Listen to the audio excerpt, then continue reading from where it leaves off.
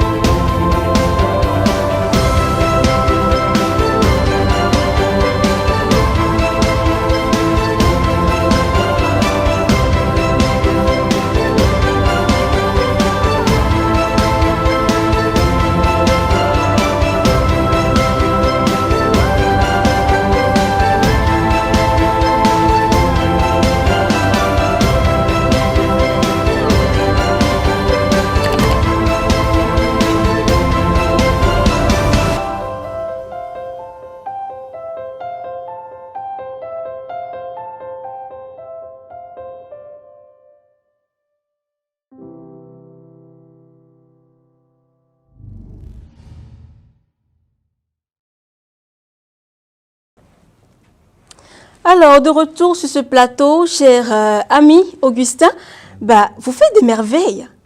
Dites-moi concrètement, comment est-ce que vous faites tout ça? D'où est-ce que vous trouvez l'inspiration pour réaliser autant de belles choses?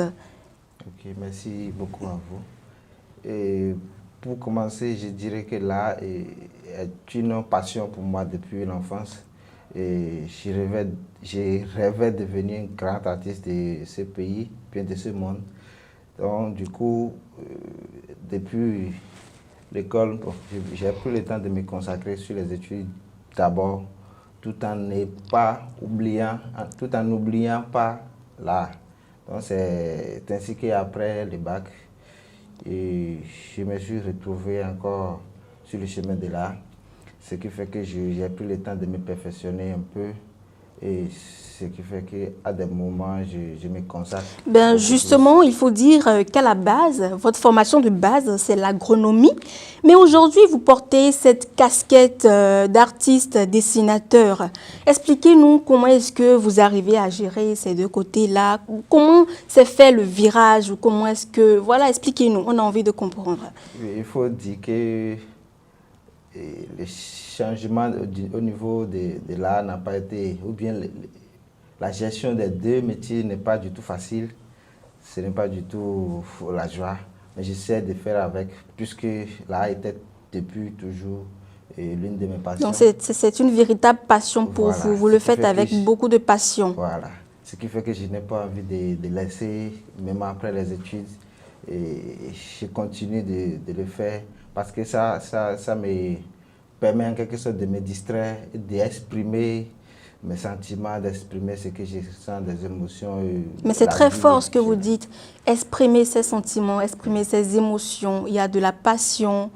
Voilà, c'est beaucoup de mots qui se conjuguent à la fois et ça, vraiment, c'est un travail ingénieux, formidable que vous faites. Félicitations à vous. Merci beaucoup. Ben, vous avez apporté aujourd'hui l'une de vos réalisations. Qu'est-ce que c'est? Oui, ici, il s'agit juste d'un portrait que j'ai fait d'un professeur de l'université. Il s'agit du docteur Wakugi. D'accord. Il est un docteur, professeur à l'INE, D'accord. l'Institut national de l'eau.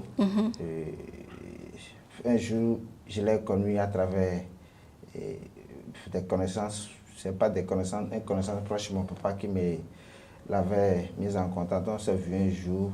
Il ne savait pas que j'étais artiste plasticien. On s'était connu en tant qu'étudiant agronome.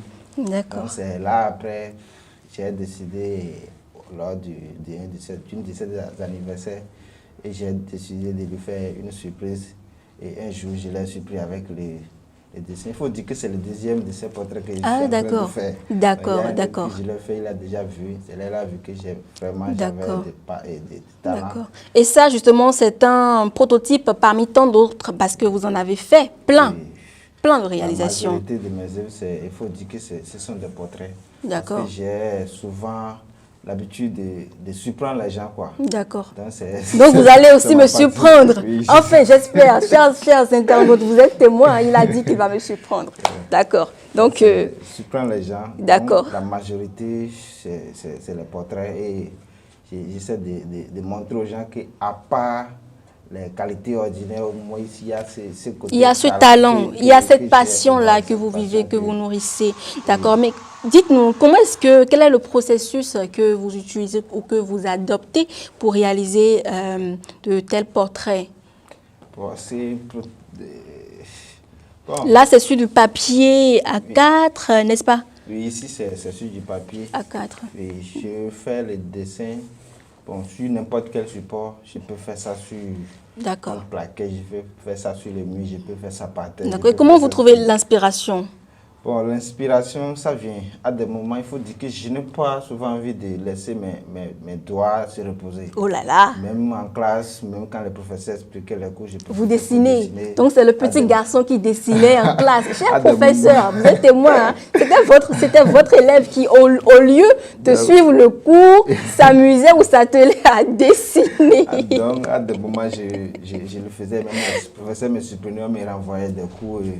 Bon, je continue. D'accord, c'était quand même la passion qui vous amenait à le faire. D'accord, d'accord. Mais c'est formidable, c'est très joli. Et je suppose qu'au-delà de la passion et tout ça, il faut se former. Il faut se former pour implémenter ou pour augmenter, pour perfectionner son travail. Quelles sont les formations qu'il faut faire et quelles sont les formations que vous, justement, vous avez faites pour vous perfectionner? Ok. De ce côté, je dirais que après le bac, quand je suis venu à l'université, j'ai l'habitude de passer par une voie pour aller à l'université. Donc par la suite, j'ai découvert un monsieur qui était vraiment trop bon. Donc j'ai apprécié son monsieur... que je peux nommer monsieur Spiro. Donc on fait un coucou à monsieur Spiro. C'est mon patron en fait. Merci. Donc, merci à lui de vous avoir appris tout ça. Donc, j'étais tellement attiré par son travail et un jour, je me suis approché de lui, je me suis dit, bon, j'ai l'habitude de dessiner, je voudrais que vous m'aidiez à me perfectionner un peu plus. D'accord. Il m'a dit, il a été simple le jour-là, il n'a pas de problème.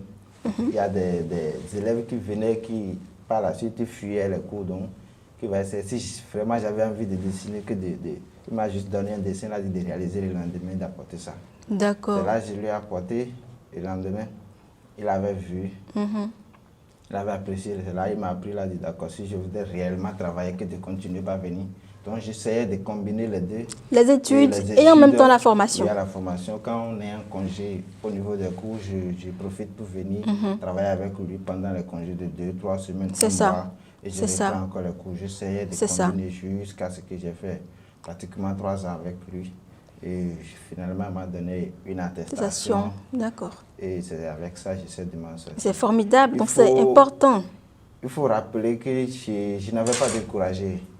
Il n'y avait pas eu de découragement. De la détermination, du courage. Du coup, parce que quand je suis allé chez lui pour la première fois, j'étais chez mon grand frère.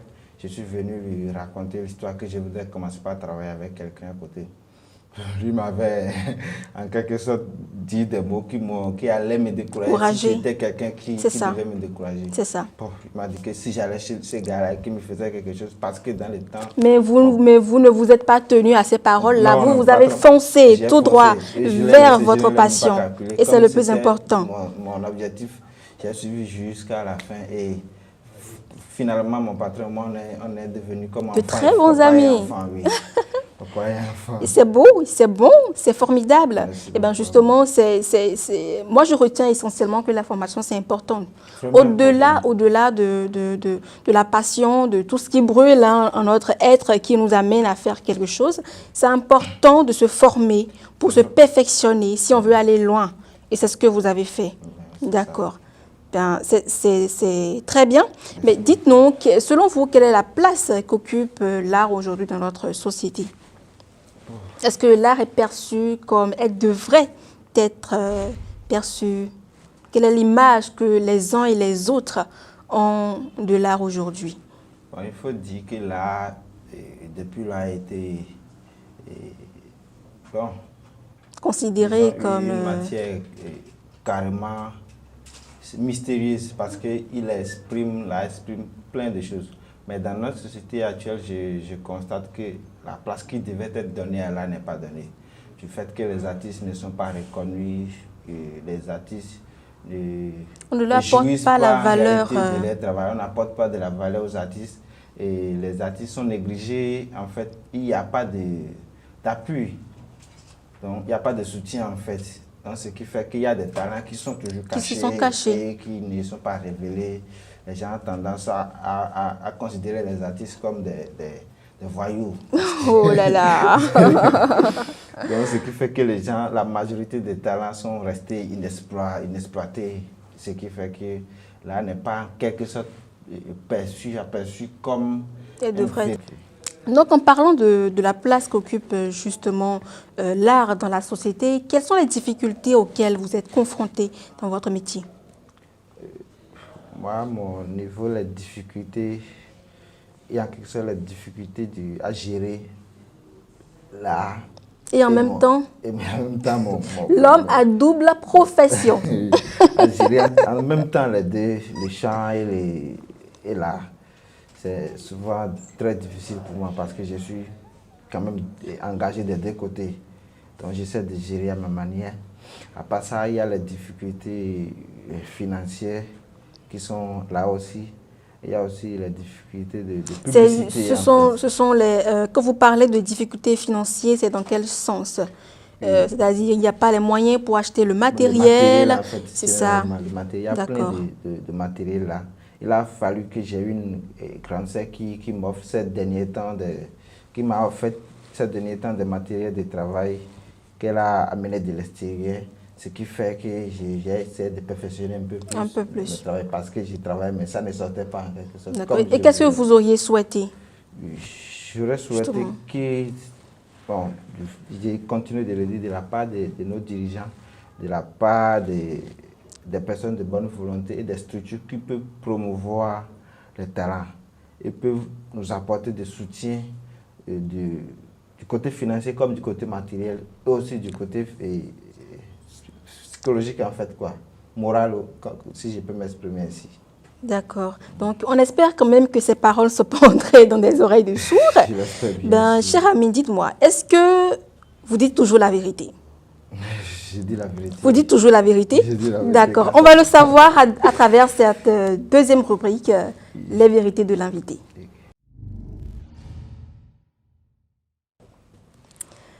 Alors, cher ami, je vais vous poser une série de 3 questions, enfin de 2 questions. La dernière sera une question épreuve. Je la garde en suspense. Vous allez y répondre très sincèrement, à cœur ouvert. Oui. On y va? Vous êtes prêts? Donc, on prête serment. Je jure. La main droite ou la main gauche? N'importe laquelle. Je jure devant Dieu. Oui, je jure devant Dieu. Et devant les internautes qui me suivent. Que je dirai la vérité. Dirai la vérité. Rien que la vérité. La vérité. D'accord, il a prêté serment. Alors, question numéro 1. est votre rêve le plus fou pour votre carrière d'artiste? Le rêve le plus fou pour ma carrière d'artiste, c'est d'être un grand artiste du monde, pouvoir aller à l'extérieur, faire des expositions, et être reconnu en quelque sorte Oh là par là, le monde. d'accord. Donc, ce sont en quelque sorte mes rêves. Vos rêves les plus fous? Oui. D'accord. Deuxième question. Quelle est la chose la plus maladroite que vous ayez pu faire jusqu'à ce jour? Ça, c'est hormis votre milieu d'artiste. Hormis ce milieu-là, de façon plus générale, qu'est-ce que vous avez fait de façon vraiment, vraiment maladroite que vous regrettez aujourd'hui peut-être? Oh, qu'est-ce qu'il y a de plus maladroit que je regrette? Je peux dire qu'il n'y a pratiquement rien. Donc vous êtes un Oui, saint. parce que, Monsieur Augustin a dit qu'il est un saint. après tout, je suis Saint-Augustin. Donc, Oh là là. je dirais quand je regrette quelque chose, finalement, je vois que c'est Dieu qui m'a déplacé. Je peux regretter aujourd'hui, et avec le temps, 1 an, 2 ans après, je vois que, bon, en réalité, c'est Dieu qui m'a déplacé sur Ce chemin-là en Dieu qui question. n'avait pas voulu. D'accord. Donc, sinon, en réalité, quand du côté de là, j'avais carrément laissé. Bon, j'avais carrément laissé en tout temps. Et après tout, j'ai vu que bon, il faudrait que je m'y mette à travers les attirants de certains autres artistes. J'ai vu qu'en réalité, c'est Dieu qui m'a encore mis sur ces chemins. De la même façon, et au niveau de l'agriculture, j'avais voulu laisser l'école, l'enseignement général et aller à l'enseignement technique. D'accord. Et j'avais dit à mes parents, tant que je ne vais pas à l'enseignement technique, je n'allais pas continuer les études. Ils m'ont supplié jusqu'à... Ils m'ont dit de continuer l'enseignement général, qu'après le bac, que je peux continuer avec l'université, dans les facultés d'agriculture.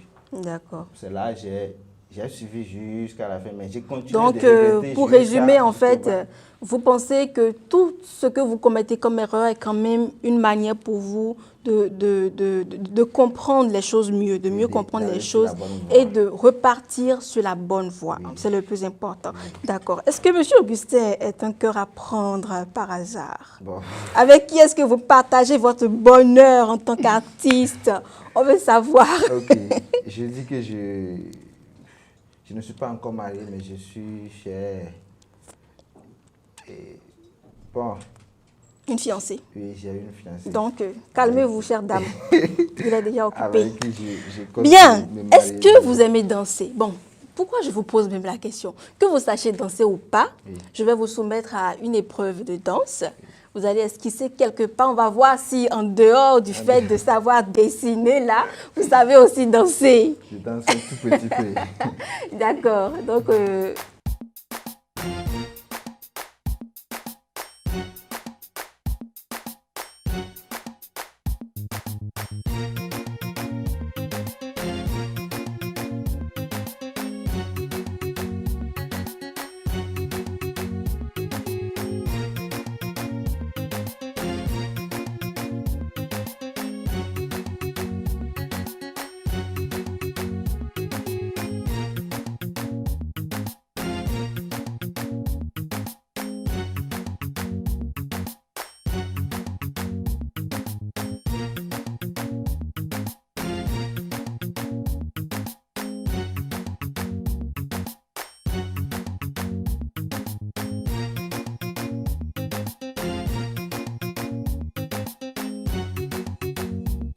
vous avez constaté, hein, M. Augustin, en dehors de savoir bien dessiner, il sait aussi bien danser. Ce n'est pas moi qui l'ai dit, vous avez constaté par vous-même.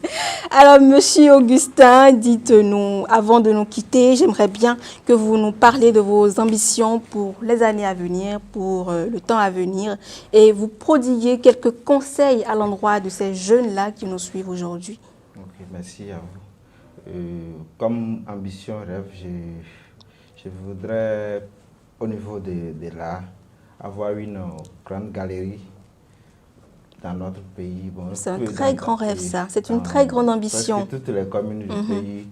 Et aussi amener les jeunes, ceux qui ont des talents du niveau de l'art, à venir mettre en application leurs talents C'est ça. au niveau de l'art plastique et en quelque sorte promouvoir les talents, ceux qui viendront après moi, bien sûr, ceux qui sont aussi devant moi et qui, pour un manque de soutien, ne sont pas arrivés à sortir la tête de l'eau. De l'eau, d'accord.